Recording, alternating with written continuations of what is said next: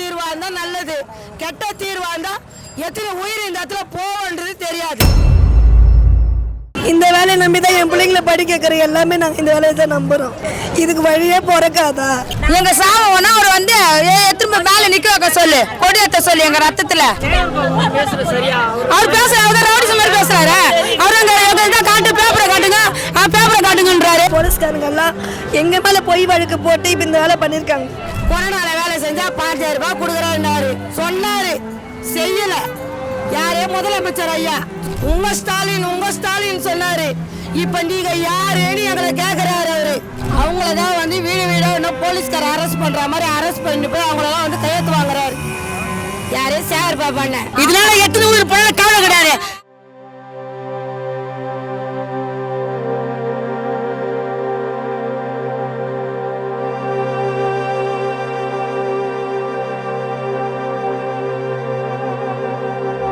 Flex 9 viewers எல்லாருக்குமே வணக்கம். இன்றைக்கி நம்ம எங்கே இருக்கோம் அப்படின்னு பார்த்தீங்கன்னா சென்னை கார்ப்பரேஷன் முன்னாடி தான் இருக்கோம். இங்கே 13 நாளாக தூய்மை பணியாளர்கள் வந்து போராட்டம் நடத்திட்டே தான் இருக்காங்க. ஆனால் இவங்களுக்கான உரிமை, இவங்களுக்கான பதில் வந்து கிடச்சிதா அப்படின்னு கேட்டால் கண்டிப்பாக கிடையாது. இன்னும் அந்த போராட்டம் நடத்திட்டே தான் இருக்காங்க. இங்கே யாரும் சாப்பிடல, தூங்கலை, மழை பெய்யுது. ஆனால் எல்லாரும் எல்லா மீடியாஸும் வந்து பார்க்குறாங்களே ஒழிய அவங்களுக்கான பதில் ஏதாவது கிடச்சிதா அப்படின்னு கேட்கும்போது எதுவுமே கிடையாது. அவங்கக்கிட்ட இருக்கிறது வந்துட்டு அவங்களோட அழுகையும் அவங்களோட உண்மையான குரலும் மட்டும்தான். அங்க வேலைக்கோசம் தான் இங்க வந்தோம். 13 நாளா இந்த யார் எந்த அதிகாரியும் எங்களை வந்து பார்க்கல.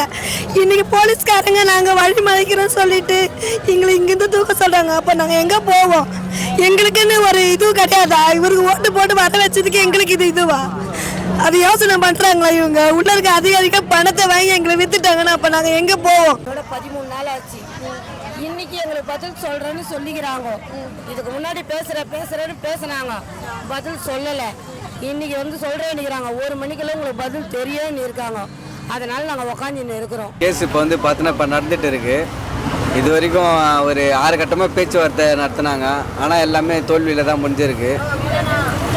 இன்னைக்கு என்ன நம்ம கோர்ட்டில் இப்போ தீர்ப்பு என்ன வருதுக்கோசம் அதுக்கோசம் இப்போ அவளை எல்லாருமே வெயிட் பண்ணிட்டு இருக்கோம். காலி பண்ணி சொல்றாரு, அவர் கொடியேற்ற போறாரு, பெரிய கொடியேற்ற போறாரு. நாங்க எல்லாம் காலி பண்ணி போனோமா? நாங்க என்ன பண்ணோம்? காலி எல்லாம் பண்ண மாட்டோம். பஸ் வர்ற நேரத்துல எல்லாம் போய் அப்படியே பத்துப்போம். நாங்க முதலமைச்சர் தான் வருவார் கொடியேற்ற, வேற யார் வருவாங்க? ஆமா, காலி பண்ண சொல்லிட்டாங்க. 13 நாள் இருந்தோம். நான் சோறு தண்ணி இல்லாத பிள்ளைங்களை பார்க்காத கொள்ளாத இருந்தோம். இருந்து இப்போ புரோஜனம் இல்லாத போச்சு. 13 நாள் இருந்து புரோஜனம் இல்லாத போச்சு. இப்போ காலி பண்ணுன்றாங்க, அரெஸ்ட் பண்ண போறாங்களாம். யார் சாவாங்க யார் இருப்பாங்கன்னு தெரியாது. இத்தனை நாள் வந்து இங்க இருக்கிறதுனால சொல்ல, இன்னைக்கு மட்டும் ஏன் எங்களை எல்லாரும் போன்னு சொல்றாங்க? பஸ் வந்தாலும் அவன் ஏற மாட்டான், பஸ்ஸுக்கு கீழே தான் ஏறுவான், பஸ்ஸுக்கு மேல ஏற மாட்டான். இதனால 800 பணம் கவலை கிடையாது. நாங்க சத்தி உங்களுக்கு வேலை வந்தவரை பண்ணலாம், அவன் சத்தி எங்களுக்கு வந்தவரை கவலை கிடையாது. ஆனா இந்த இடத்த விட்டு போக மாட்டான். என்ன சொன்னாருன்னா பணி ஆர்டர் போடுறேன்னு சொல்லி கையெழுத்து வாங்கினாரு. எங்கிட்டலாம் எனக்கு ஆர்டர் போடுங்க, நான் உங்களுக்கு பணி நிறுவனம் பண்றேன்னு சொன்னாரு. அதான் நாங்க கேட்கறோம். அவர் சொன்ன வச்சு நாங்க கேட்கறோம். இல்ல அவர் அங்க கேட்க போறது கிடையாது. ஏன் அவர் வந்து வாக்கு கொடுத்தாரு? எனக்கு ஓட்டு போடுங்க, நான் வந்தாலும் தூய்மை பண்ணி கையெழுத்து போடுறேன்னு சொன்னாரு. அவர் தான் சொன்னாரு. இப்ப சேகர் பாபு இல்லைன்றாரு, அதான் இல்லைன்றாரு, சொன்ன வாக்கு இல்லைன்றாரு. இப்ப நாங்க வெளியே போக சொல்றோம். ஏன் போக சொல்றாரு? நாங்க போக மாட்டோம். எங்களுக்கு ரெண்டுல ஒண்ணு தெரியணும். இந்த சென்னை மாவட்டம் நாங்க வேலை செஞ்சோம். இந்த இடத்துல நாங்க உயிரை விடுறோம். இன்னும் குச்சி கூட இல்லாத பெருக்கணும். நாங்க சொன்னாம நாக்க வச்சு நத்துன மாதிரி பெருக்கணும். நம்ம கொடியாத்தெல்லாம் தண்ணி தெளிச்சு கோலம் போடணும். அதெல்லாம் செய்யறதுக்கு நாங்க தேவை. ஆனா இன்னைக்கு ரிப்பன் பில்டிங்களை கொடியாற்றும் போது நாங்க இங்க இருக்கக்கூடாது. அவ்வளோ அசிங்கமாயிடும் அவங்களுக்கு. அதனால எங்களை வந்து தட்டு விடுறாங்க. யார் வந்தாலும், கமிஷனர் வந்தாலும், எம்எல்ஏ வந்தாலும், மினிஸ்டர் வந்தாலும், இன்னும் யாருன்னா லொட்டு எல்லாம் வராங்களே, அவங்களுக்கெல்லாம் நம்ம போய் சொன்னா போடணும், பெருக்கணும், அவங்க தலை மேலே கொட்டணும், மூஞ்சி மேலே கொட்டணும், எல்லாத்தையும் கொட்டணும். ஆனால் இப்போ மட்டும் ஏன் நாங்கள் தேவையில்லை, நாங்கள் குப்பாய் போயிட்டோம். அதனால இட்டுன்னு போய் எங்கன்னா தள்ளி விடுன்னு சொல்கிறாங்க. இன்னைக்கு வந்து நாங்கள் என்ன கேட்குறோம்?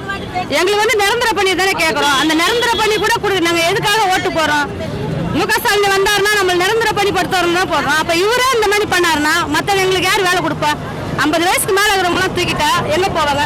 நாங்கள் இன்னைக்கு நேற்று வேலை செய்யலை, 17 வருஷமாக வேலை செய்கிறோம். 3500 சம்பளத்துக்கு வந்தவங்க. நாங்கள் 17 வருஷமாக வேலை செய்கிறோம். இப்போ வந்து ஐயா வந்து யார், நம்ம சேகர் பாபு ஐயா வந்து ஒரு அறிக்கை விட்டுக்கிறாரு. எண்ணெய் ஸ்டாப்பெல்லாம் வந்து வேலைக்கு வந்து சேர்ந்துட்டாங்க. நாங்களாம் யாரும் போல. அவர் ஆட்சியில் 1 லட்சம் கட்டிட்டு வந்தாங்க பார். அவங்கள தான் வந்து வீடு வீடாக இன்னும் போலீஸ்கார அரெஸ்ட் பண்ணுற மாதிரி அரெஸ்ட் பண்ணி போய் அவங்களெல்லாம் வந்து கையெழுத்து வாங்குறாரு. யாரே சேகர் பாபாண்ண.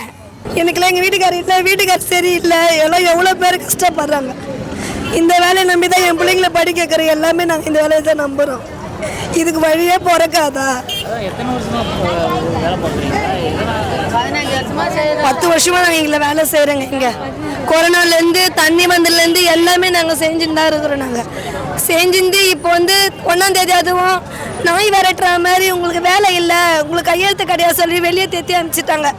நாங்கள் இங்கே தான் ஒரு முடிவுன்னு சொல்லிட்டு இதுக்குன்னு ஒரு யூனியன் வச்சு இங்கே வந்தால் இங்கே நாய் விரட்டுற மாதிரி விரட்டுறாங்க. இவங்க எல்லாத்தையும் கவனிச்சுட்டு தான் இருக்காங்க. என்னென்ன பண்ணுறாங்க, என்னென்ன பேசுகிறாங்கன்ற எல்லாமே கவனிச்சுட்டு தான் இருக்கிறாங்க. ஆனால் அவங்க வந்துட்டு என்ன சொல்கிறதுன்னு தெரியாமல் உக்காந்துட்டு இருக்காங்க. அதாவது அவங்க வந்து இப்போ ப்ரைவேட்டுன்ட்டு ஒரு முடிவோடு இருக்காங்க. அதாவது இப்போ மக்களை பற்றி அவங்களுக்கு கடவுளை, அதாவது அவங்களுக்கு தேவை கம்பெனிக்கு விட்டாச்சு, இனி அவங்க சைடுன்ற போல தான் இது வந்து மக்களுக்கான ஆச்சு. மக்களை பற்றி யோசிக்காமல் கார்பரேட் கம்பெனிக்குன்ற போல் யோசித்து முடிவு எடுக்கிறாங்க. எங்கள் சாவம்னா அவர் வந்து திரும்ப மேலே நிற்க வைக்க சொல்லு, கொடி ஏற்ற சொல்லு. எங்கள் ரத்தத்தில் எல்லாருக்கும் ஒரு கதையில் வரும். இந்த இடத்துல நாங்கள் உயிரை விடுறோம், இந்த இடத்துல நாங்கள் வேலை செஞ்சோம். நாங்கள் என்ன கேட்குறோம்? அவரை நிரந்தர பணி தானே நாங்கள் கேட்குறோம். அவர் ஆண்டரா கூட கேட்குறோம், அதே சம்பளம் அதே வேலை நாங்கள் கேட்குறோம். நாங்கள் வேற எதுவும் அவர் கேட்கலையே, சொத்து பணம் கேட்கல, ரெகுலர் வேலை. நாங்கள் தனியாருக்கு போக மாட்டோம், கார்பரேஷன் வேலை எங்களுக்கு வேலை, அதே சம்பளம் அதே வேலை நாங்கள் செய்கிறோம். தனியாருக்கு நாங்கள் போக மாட்டோம், பர்மனெண்ட் ஆர்டர் கூட எங்களுக்கு தேவையில்லை. நாங்கள் இதே சம்பளம் இதே வேலை எங்களுக்கு வேணும். தனியாருக்கு நாங்கள் போக மாட்டோம், எங்களுக்கு கார்பரேஷன் வேலை வேணும். அவர் பேசுற அவர் ரவுடிஸ் மாதிரி பேசுறாரு. அவர் அங்க காட்டு பேப்பரை காட்டுங்க, பேப்பரை காட்டுங்கன்றாரு. சால்னையா சொன்ன வார்த்தை அது. அவர் இல்லைன்னு எல்லாரும் மேட்டாரு. நாங்க என்ன பண்ண முடியும்? இருக்குது சொன்னாரு. அவர் அப்படிதானே சொன்னாரு, எனக்கு வாக்களிங்க, நாங்க ஃபர்ஸ்ட் உங்களுக்கு தான் தூய்மை பண்ணியாரு, கையெழுத்து போறேன்னு. அதெல்லாம் மாசிட்டாங்களே. அவர் என்ன சொல்றாரு? அவங்க பேப்பர் கிட்ட சொல்றாரா, கையெழுத்து காட்டுங்க, யார் சொன்னது, என்ன வாக்கு கொடுத்தோம், அத்தாச்சி காட்டுங்கன்றாரு அவரு. நாங்கள் நாய் ரோட்டில் செத்து கண்டா நாங்கள் தூக்கணும், எலி செத்து கண்டாலும் தூக்கணும், எது செத்து பூனை செத்து கண்டாலும் நாங்கள் உடனே ஃபோன் பண்ணுவோம், நாங்கள் தூக்கணும். அதுக்கெல்லாம் நாங்கள் தேவை. இவர் வராருன்னா நாங்கள் சுண்ணாம்பு போட்டு எல்லாம் பண்ணணும், நாங்கள் தேவை. இப்போ வந்து நாங்கள் உட்காருறது எதுனாலும் உட்காரோம் அந்த இடத்துல. எங்களுக்கு நிரந்தர பணியை கொடுத்தீங்கன்னா நாங்கள் எங்கே உட்கார போகிறோம்? இன்னைக்கு வந்து நீங்கள் இப்போ சுகந்திரத்தில் வருதுன்னு எங்களை தூக்கி கலாசுற மாதிரி நாங்கள் உட்காந்துருக்கோம். எங்களோட ஏற்றுற மாதிரி நீங்கள் பஸ் கவரை போட்டு கட்டுறது, அதை போட்டு கட்டுறது, எங்களை பழையன்றது எல்லாமே சொன்னேன். நாங்கள் எங்கே போவோம்? நீங்கள் என்ன பண்ணாலும் நாங்கள் எங்கே தான் உட்காரோம். இல்லையா கிருஷ்ணாவில் ஊற்றிட்டு கொளுத்திக்குவோம் நாங்கள் இந்த இடத்துல. 1 லட்ச ரூபா கட்டிட்டு வந்தாங்க. நாங்களாம் 1 லட்ச ரூபா கட்டிட்டு வரல. எங்களுக்கு வேலை நம்ம போது எங்கள் வயிற்று பழுப்புக்கு ஜோனல் ஆஃபீஸில் எடுத்தாங்க. நாங்களாம் போய் வேலைக்கு சேர்ந்தோம். 3700 ரூபா சம்பளத்துக்கு நாங்கள் வேலைக்கு போனோம். இன்னைய வரைக்கும் நாங்கள் வேலை செஞ்சுன்னுக்குறோம். ஆனால் இப்போ அவர் என்ன அறிக்கை கொடுத்துக்கிறாருன்னா, எல்லாம் வந்து வேலைக்கு சேர்ந்துட்டாங்கன்னு சொல்கிறாரு. நாங்களாம் யாரும் போய் சேரல. எங்கள் உயிர் போனாலும் போராடுவோம்னு இருக்கிறோம். எந்த இடத்துலையும் போராடுவோம். இந்த இடத்துல தான் போராடணும்னு கிடையாது. நீ எங்களை ஜெயிலில் போய் பிடிச்சின்னு போய் போட்டாலும் அந்த இடத்துலயே போராடுவோம். நாங்கள் இன்னைக்கு தேசிய கொடி ஏற்ற போகிறேன். நீங்கள் இங்கேருந்து போங்க, ஆம்புலன்ஸுக்கு வழி உள்ள. நாங்கள் எங்கே ஆம்புலன்ஸுக்குள்ள எங்கே வேதனைக்கு இங்கே இதை வந்து உக்காந்துனுக்குறோம்.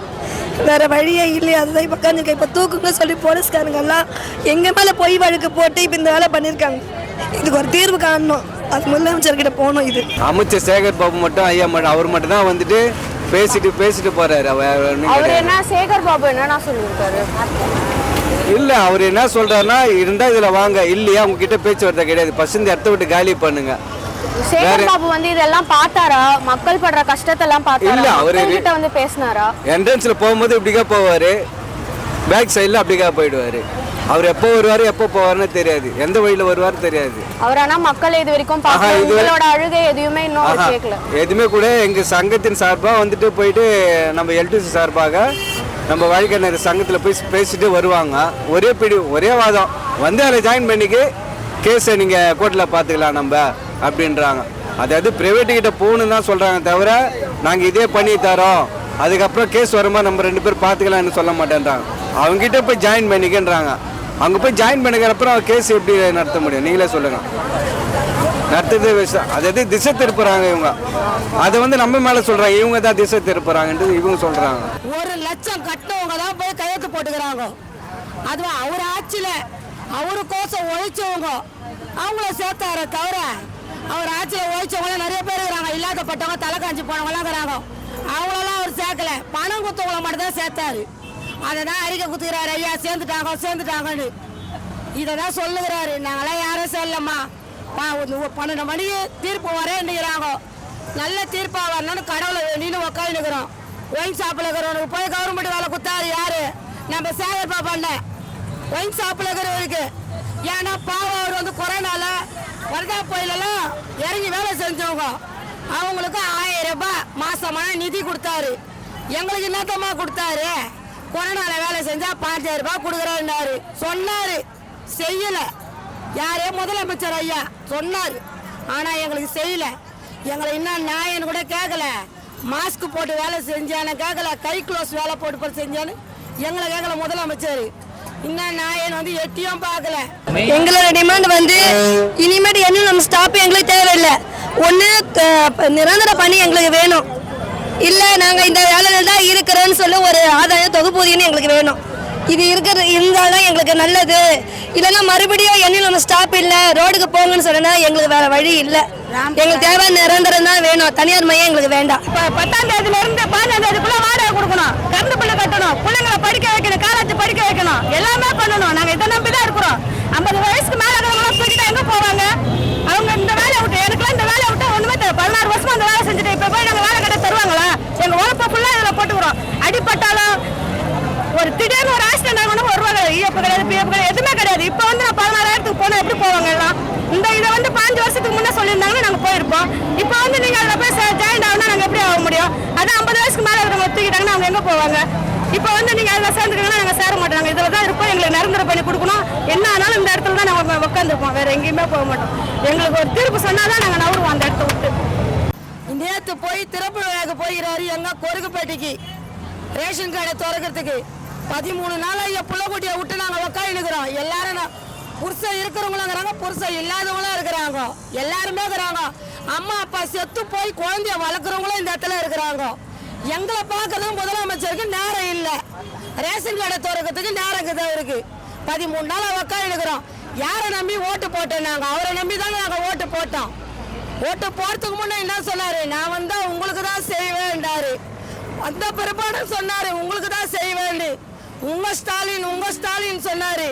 இப்ப நீங்க யாருன்னு எங்களை கேக்குறாரு அவரு. நாங்க என்ன சொல்றது அவர்கிட்ட? அண்ணா இப்போ இங்கே சாப்பாட்டுக்கு அதுக்கெல்லாம் என்னென்ன பண்ணுவீங்க? இங்கே சாப்பாட்டுக்குன்னு பார்த்தா அவங்க சில பேர் சாப்பிட்டுக்கிறாங்க. சில இடத்துல வந்து இந்த டிவிக்கு ப்ளஸ் ஆம்சாங்கான கட்சியில் சில பேர் நம்ம கட்சி ஆப்போசிட் ஏடிஎம்கே அது போல் வரவங்கலாம் இப்போ காலையில் மதியம் நைட்னு அப்படின்னு போடுவாங்க. சில பேருக்கு இருக்கும், சில பேர் இருக்காது. அது நாங்களுக்குள்ளே எங்களுக்குள்ளே அட்ஜஸ்ட் பண்ணி அப்படி சாப்பிட்டு போனோம். இப்போ பெண்கள்லாம் இருக்கீங்க, உங்களுக்கு வந்துட்டு பாத்ரூம்க்கு ஏதாவது யூஸ் பண்ணோம் அப்படின்னா இப்போ டக்குன்னு எங்கே போவீங்க? பொது பாத்ரூமுக்கு போகிறோம். பொது பாத்ரூம் போவோம். அங்கே இதுவாக இருந்தால் அதை எங்கன்னா அப்படிக்கா நின்று அது உள்ளே போவோம். அங்கேயுமே இப்போ அவ்வளோ வசதி எல்லாம் இருக்காதுல்ல? நிறைய வசதி இல்லைதான். என்ன பண்ணுறது? எங்கள் கோரிக்கையை நாங்கள் இருக்கணும் இல்லையா? அதுக்காக இங்கே வந்து நாங்கள் இருக்கிறோம். இது வரைக்கும் ஒன்றும் என்ன முடிவுன்றது சொல்ல. நாங்களாம் அலைஞ்சிட்டு தான் இருக்கோம். ராவம் பகலும் மழையில் கூட ஒண்டிக்கின்னு இதில் தான் இருக்கிறோம் நாங்கள். இது வரைக்கும் அவரும் வந்து இன்னும் ஆறுதலும் சொல்லலை. மற்ற கட்சிக்காரங்கெல்லாம் வந்து பேசுகிறாங்க, பார்க்குறாங்க, நாங்கள் ஆறுதலாக இருக்கிறோன்றாங்க. ஆனால் அவங்க ஒரு முடிவும் ஒன்றும் இன்னும் எதுவும் சொல்லலை. நாங்கள் கொரோனாக்கெல்லாம் வேலை செஞ்சோம். அப்போல்லாம் நாங்கள் தேவைப்பட்டோம். இப்போ நாங்கள் தேவைப்படலை. அதனால் அவங்க கம்முன்னு இருக்காங்க. 6 மணி மட்டும் கூட நாங்கள் செஞ்சுருக்கோம் வரதா புயலுக்கு. அங்கே எங்கள் வீட்டிலலாம் தண்ணி வரும்போது கூட, எங்கள் வீட்டில் தண்ணி இருக்கும்போது கூட நாங்கள் அங்கே போய் செய்வோம். செஞ்சுட்டு வராங்காட்டிலும் எங்கள் வீட்டில் தண்ணி வற்றிடும். ஆனால் குப்பை மட்டும் இருக்கும். அதுக்கப்புறம் எங்கள் குப்பையை நாங்கள் அள்ளி போட்டுட்டு அதுக்கப்புறம் எங்கள் வீடை நாங்கள் வாஷ் பண்ணுவோம். இப்படியெல்லாம் நாங்கள் கஷ்டப்பட்டோம். அதை வச்சு கூட அவர் இது பண்ணலாம் இல்லையா? அதுவும் பண்ண காணும். அவர் முடிவு எடுக்கணும்னா எப்படி வேணாலும் எடுக்கலாம். அவர் ஒரு கையெழுத்துக்காக எங்கள் தலையெழுத்து மாறலாம் இல்லையா? அதனால் அவர் எதுவும் பிடிப்பட மாட்டேன்றாரு, எதுவும் பண்ண மாட்டேன்றாரு. நாங்கள் இங்கே உக்காந்து நாங்களும் ஒட்டாரமாக தான் உக்காந்துக்கிறோம். அவரும் ஒட்டாரமாக தான் இருக்கிறாரு. இதுக்கு என்ன முடிவுன்றது எங்களுக்கே தெரியல. வேற ஏதாவது மக்கள்லாம் வந்து பேசினாங்களா? இப்போ இவ்வளோ பெரிய போராட்டம் நடக்குது, எல்லாரும் போகிறாங்க வராங்க, யாராவது வந்து பேசினாங்களா? எல்லாரும் பேசுகிறாங்க. எங்களுக்கு ஆறுதலாக தான் சொல்லிட்டு போகிறாங்க. தெய்வத்துக்கிட்ட போனால் ஆறுதல் எப்படி நடக்குதோ அதேமாரி தான் அவங்களும் வந்து எங்களுக்கு சொல்லிட்டு போகிறாங்க. ஆனால் அது அவங்க ஆறுதல் தான் சொல்கிறாங்க. ஆனால் உள்ளே என்ன நடக்குதுன்னு எங்களுக்கு தெரியல.